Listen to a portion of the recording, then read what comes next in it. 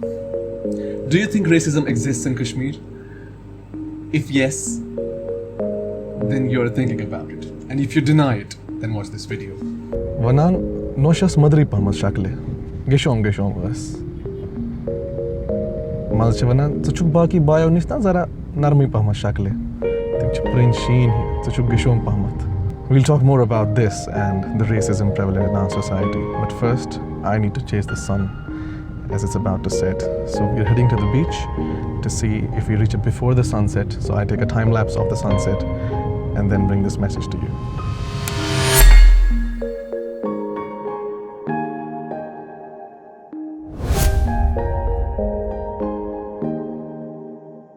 I recorded this vlog, the part that's on the beach and the sea, a couple of months ago, but I wasn't sure when to upload it, and I think now is the best time.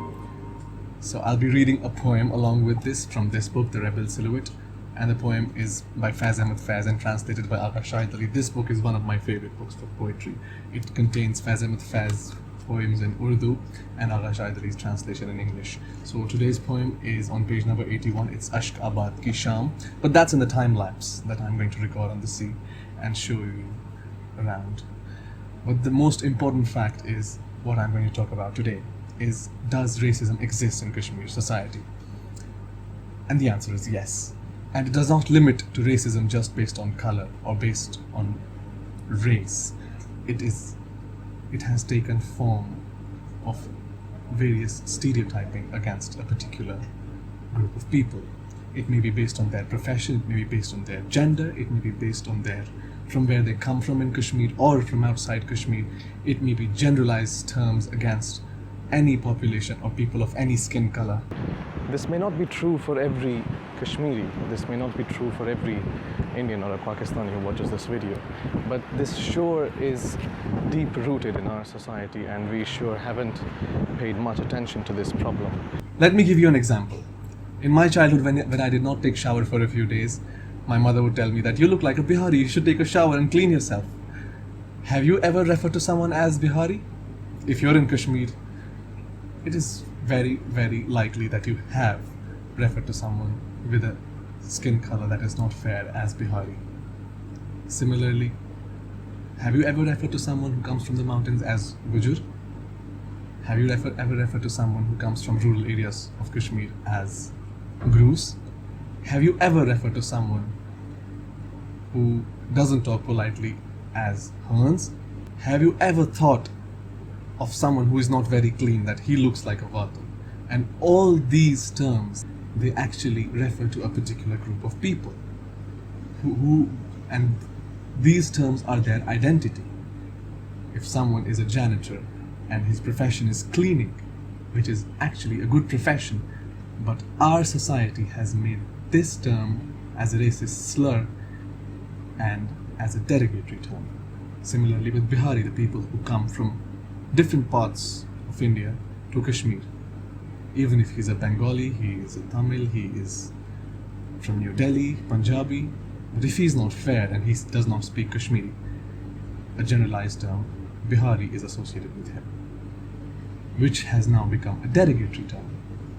Similarly, stereotyping against a whole population. For example, so many people who do not come from your area. For example, you're in Srinagar and someone comes from South Kashmir. The people from South Kashmir are taunted for their accents. The people from North Kashmir are taunted for their accents. And there is always this North versus South. So this was first part, general stereotyping and name calling. Part 2 is marriage. It is so difficult to find a suitable, quote unquote, suitable partner for someone who is looking to marry someone because of this casteism. People looking for partners for their children or people themselves looking for their partners. Most often the priority is that the person is from the same caste as yours. Why? Because in Kashmiri society it is thought of as the Sayyids are at the top of the pyramid and the rest of the people, they are lower caste. And this has again led to a very ghettoization of the people who belong to different castes. For example, if a person belongs to a so-called lower caste, he finds very difficult to find a partner for himself. And then this has to be compensated with sometimes dowry, which doesn't exist in its original form in the society, but they have to feast hundreds of people, and because of their lower caste, they have to arrange bigger marriages, they have to get a lot of gold for their daughter, for their daughter-in-laws, and the list goes on. And marriage between Sayyids and non-Sayyids, or higher caste or lower caste, has become almost impossible in Kashmir.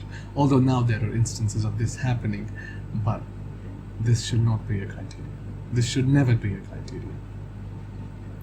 Part 3 is how intermingling between people from different backgrounds has been reduced. Many people, I have personally witnessed this, consider this as an insult to be in a gathering same as where a person from a lower background is there.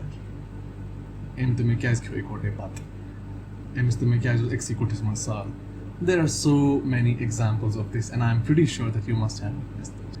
Part 4. Part 4 is color. I went to a gathering, I went to a wedding, and actually someone told me that the bride is not very beautiful, and the groom was a doctor and he deserved something better. And I asked why, he said she was not fair enough. Well, fair enough, that's not a fair statement. And a victim and the casualty of this color discrimination affects the female section of our society. They find it very difficult, not just in marriage, but in a lot of places, just because this general stereotyping and discrimination against a not fair female exists in our society. And imagine how hurtful it is for people who hear these racist slurs. We'll keep talking about this, but let me interrupt with a poem from Agha Shahid Ali's translation of Faiz Ahmad Faiz's poem, The Rebel Silhouette, and the poem is Ashkabad Ki Ek Shaam.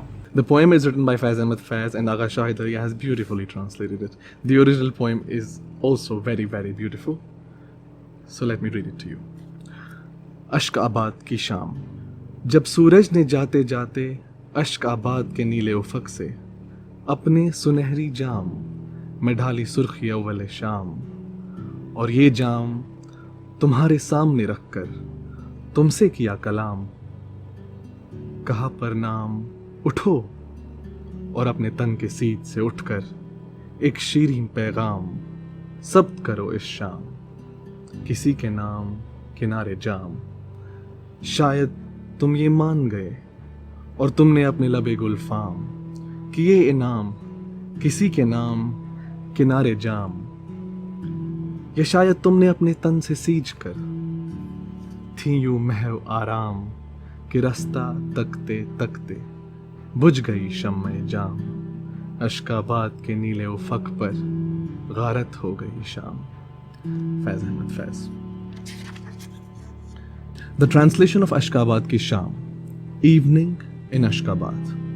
When the sun, just as it was leaving, poured from the titled horizon of this city, the blazing reds that announce evening into a cup of gold, and then placing that cup beside your bed, spoke thus: Greetings, wake up, raise yourself from this bed, your body so sensuously haunts and stamp the rim of this cup with the steel of your lips, a sweet, sweet message to someone, anyone. Perhaps you agreed and did just that, gifting the roses of your lips on the edge of the cup. Or perhaps you heard absolutely nothing, so deep you were in slumber, so oblivious, so intoxicated with dreams that no one can handle someone had lit to light the road you would have taken, gave up, extinguished itself after gazing and gazing at the street for any sign of you. And on the blue horizon of this city, the evening burned itself, completely to ash. As a conclusion, I would sure like to tell you that Kashmiris are the most humble, most peace-loving, and most unbiased people. But if we, in the slightest, if we have this notion in the slightest bit that we are superior to someone else just because of our skin color and not because of our values and our other good qualities, then we are wrong and we have to correct that belief. Whatever I said in this video doesn't apply to every Kashmiri, cannot apply to every family or every wedding gathering, wherever something happens in Kashmir. But yes, as a society, racism is deep rooted in our society. Somewhere, every individual of Kashmir is a part of it. And charity begins at home, so I started with myself and gave out the message. I hope it reaches you and you spread it across. And someday we hope that Bihari, Wadul, and all these terms, they are not derogatory, but actually refer to something more respectful, and they get back their original meaning. And I hope it starts today. Goodbye. Okay, here's a fun fact. Let me sit down. So far, my YouTube channel has around 5,000 views, over 200 subscribers, and not a single dislike. On the 15 videos that have been uploaded before this one, there is not one dislike. And when I left home to record this, I was pretty sure that somebody is not going to like this.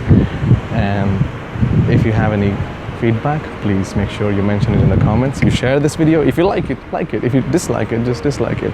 But at least I hope the message has reached.